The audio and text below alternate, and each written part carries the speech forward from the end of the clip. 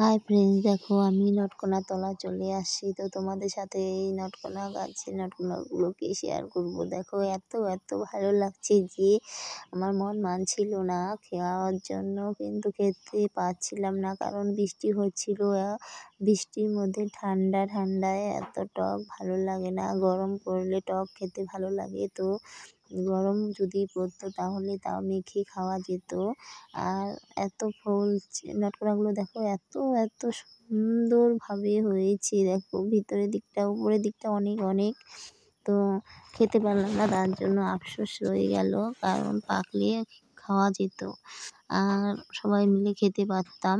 ঘুরতে গিয়েছিলাম মামা শ্বশুর বাড়িতে। তো দেখো এদিকটায় অনেক নটকোনা, ওদিকটায়ও নটকোনা, অনেক নটকোনা। তো তারপর কি করলাম, কয়টা তুলে নিলাম, তুলে নিয়ে ঘরে চলে আসলাম।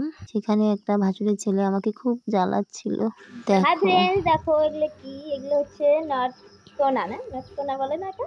দেখো কি সুন্দর, এটা খেয়ে দেখি কেমন লাগে। এখনো পাকেনি, খেয়ে দেখি বলি। ও এটা হয় নাই, এটা হয় নাই এখনো কিচ্ছু। দাঁড়াও একটা ভালো দেখে নেই, দেখাই কেমন হয়েছে এখন নটকোনাগুলো।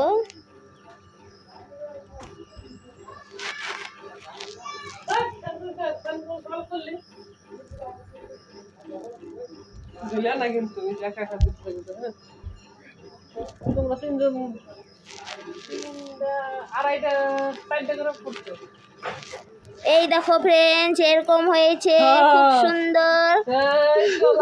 খেতে কেমন হবে জানি না, খেয়ে দেখি একটা। ওরে বাপরে বাপ, এটা খাওয়া যাবে না, পাকেনি এখনো, কি টক। তোমরা খেলে নিয়ে যাও, আসো।